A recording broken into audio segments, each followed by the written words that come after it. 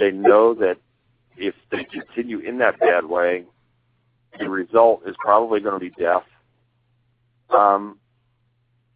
And they are willing to make the change. And when they're willing to make the change, and these things take place, it's remarkable to see that kind of transformation instantly take place. However, it is very important that that person stay in that mindset each and every day. So they'll battle, and it's not just a 1, 2, 3 thing, oh, you're good to go. It requires work on that person's part to stay in that positive mindset, to really stay in that transformation process. All right, I guess we should probably do this since we haven't done it for a little while. Tonight my guest is Bill Bean, author of... He's got a title, folks. It's a mile long, but Bill Bean is just an awesome guest. We're just going to leave it at that. So I guess my next question is, kind of steering a little off topic, but still on topic, is what if your advice to a paranormal investigator or a group tonight, what would it be for them? My advice would be,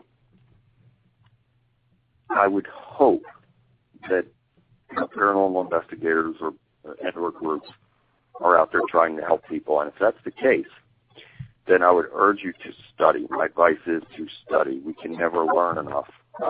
Knowledge is power. And we have to look at this really in all things in life.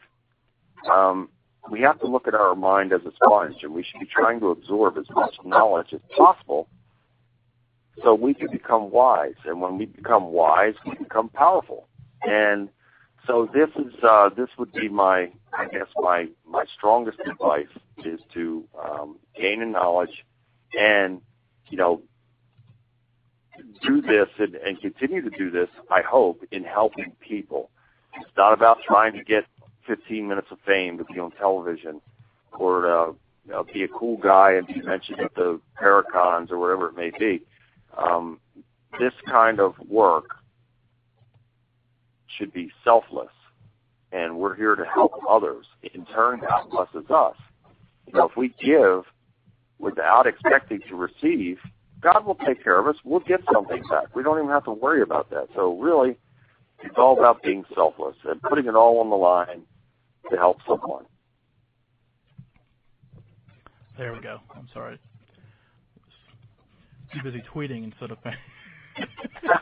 I was listening, and then it was like, oh, okay, and then I'm like, oh, back to me. See that? I've bored Jim to sleep already. No, I'm trying to get people to listen to you, and it's, You got people bombing you on Twitter, and you got all these things going, so you're multitasking. I'm trying. I'm not good at it. That's the problem. You're doing it.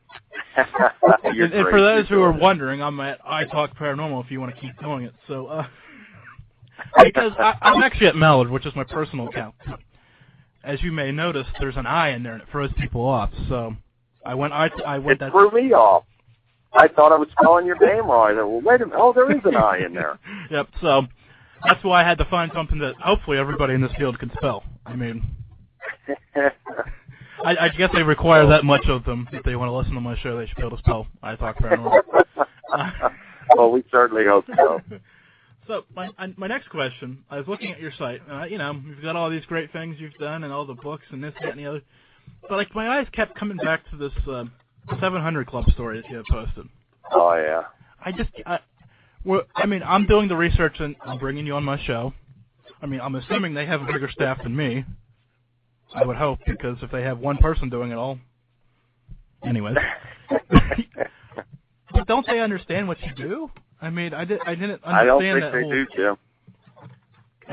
I didn't follow that a little. I don't know. Maybe it's just me ranting on there for you. Really, yeah. I don't think they do understand. And I have to tell you, I would be lying if I said I wasn't upset over this. I was very upset because, again, my wife and I invited them into our home. They contacted me. I didn't contact them. They contacted me out of the blue, I think in June. Bill, we're really impressed by your story. We just really want to do a story on you and all these things. And I said, okay, sure, no problem. And so they came out, I think it was August 30th, spent a whole day with me. We opened our home up to them. And everything seemed to be fine. And they they asked me a million questions, and I gave them their answers. I told them everything, so I didn't hold anything back to them at all. I gave them copies of both of my books. I provided them with everything they needed to have a total understanding of me and my story. And they even accompanied me to the home of a family that was under demonic oppression. So they shot me while I was performing a deliverance. And they were very impressed by that. And everything seemed to be great. And then all of a sudden, you know, the segment was supposed to air, I think they were saying October. So October came and went. And then it was going to be November. And I kept getting messages once in a while, and I noticed that I was not getting anything unless I sent a message or I called. And then they would give a short reply back and say, oh, no, everything's fine. We're going to air it. You know, it'll be airing soon. We're putting the final touches on it and all this stuff. Well, when November came and went, I thought something is wrong here. And sure enough, on November 3rd, I received an email. I didn't even receive a call. I received an email from the segment producer informing me that they were not going to air my segment because of my continued involvement with UFOs, that they went to my Facebook pages. Now, I have 4 Facebook pages, 2 public and 2 personal pages. And they were saying, according to this segment producer, that they saw photographs of UFOs that I had posted on those pages. Now, that is a lie, Jim. That's a lie. I have no UFO photos on any of my pages, and if I did, it's my business. I can put whatever photos I want to put on my pages. I don't have to seek their approval for anything. Yeah, I was going to say, what difference does that make? Yeah, so I mean, it looked to me, you know, in retrospect, they were searching for a way to sever this. But they really, I think they had no intentions of airing this. Why? I don't know. But they were searching for a way, because if you had a problem with someone, wouldn't you say to that person, hey, I need to call you, and we need to talk about something here. Something has come to our attention, and could you tell me your version of it, and can we clear this up? You know, if they really wanted to work it out, but no. I received an email. That was it. We're not going to air it, and this is why, and have a nice life, pretty much. Well, you know, I was very upset by it. I gave them a reply back, and I stayed respectful, but still, they got my point. And then I had my agent issue a statement, and I followed that up by making a public statement, because a lot of people were anxious to see me on that program and that segment air. So I made a public statement, and boy, I'll tell you, there was outrage. There was outrage from people that they had done that to me. And if that is being a good Christian, well, I'm glad I'm not a good Christian then, because for me, all people are welcome around me, and if I have a church one day, all people will be welcome in my church. And it's not for me to judge anyone. You know, I live by 2 things. I love God with every fiber of my being. He's number 1 in my life. That is the truth. Secondly, I love my friend, neighbor, and brother as I would myself. Period. End of story. I cannot judge anybody because I don't have the power and authority to judge anybody, nor does anyone else. Yeah, it's just like I said, that's what my eyes kept coming back to. I'm like, that doesn't make any sense. Why would you go to all the hassle, all the trouble of coming out and filming it, and then just say, oh, I mean, you know what your show is when you go out to film it. I mean, it's not like I sent a camera crew down not knowing what I was doing. Jim, mind-boggling. Absolutely mind-boggling. Something happened there, and I don't know what, and I guess I'll never know what. And that's it. You know, somebody put the kibosh on that. Somebody didn't want that to air, and it didn't air. Probably made it all the way to the top. That's what it sounds like to me. And again, you know, without really knowing the answer, something abruptly happened for them to do what they did in the manner that they did it, and that was the end of it. So somebody said something, hey, this is not going to air, period. And that's it. So Yes, I was angry at first. I have moved past it. I forgive them. I won't forget it, and they better never call me for an interview again. That'll never happen. Well, hold on, I think I got somebody on the. I'm just kidding.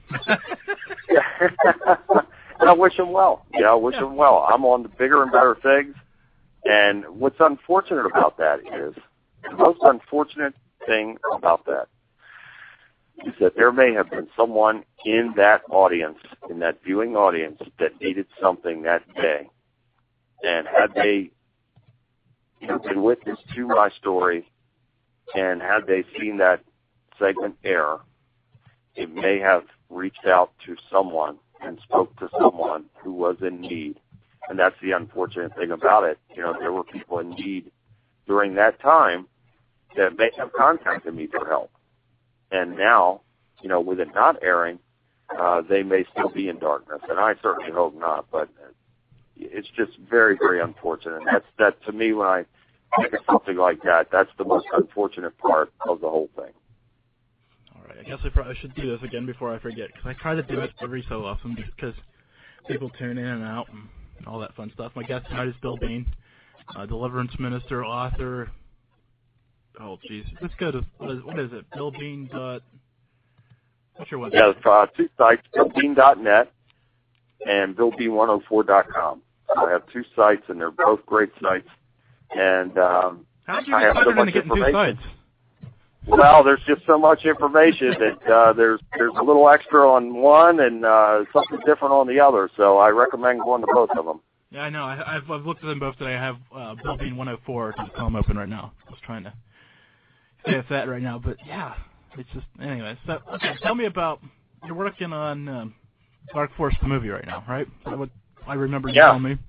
So where's that at? Yeah, it's very exciting, Jim, and that's another thing that kind of came out of the blue because 3 years ago I had signed a movie option with a different company, and I was very excited about that, but unfortunately it didn't go anywhere, and I was in limbo for 2 years under contract, and I had many serious offers from some big-time people, and I couldn't do it because I was under contract. So to make a long story short, we ended up terminating the contract. Both parties were in agreement that we would just terminate the contract, and I got the rights back.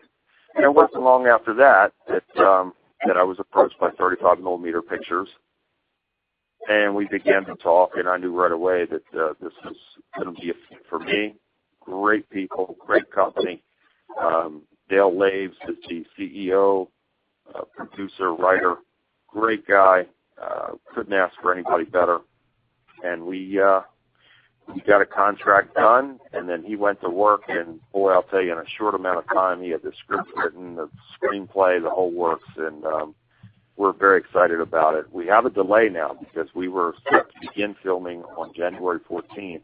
But now things are delayed, and it may not be until March before things really get going here. So whatever the case may be, I'm very excited about it, very much looking forward to it. It is going to be a major motion picture, and it's going to be shot, most likely now, the way it looks as of now, in Shelby, Ohio.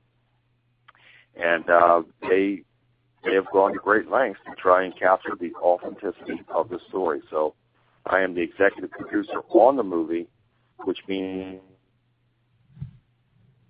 and the way this thing is going to be presented, and we are going to present this in the most authentic way as possible. Well, I was going to say, it's finding I'm assuming this is a smaller town in Ohio. They've looked high and low. I mean, it's not like they've said, oh, we're going to film it on set. So, I mean, considering that part of it makes me... Exactly. Yeah, and I think, I think it'll be a refreshing change for the viewing audience to see a movie that is really based on true, authentic events, and it is not Hollywooded up.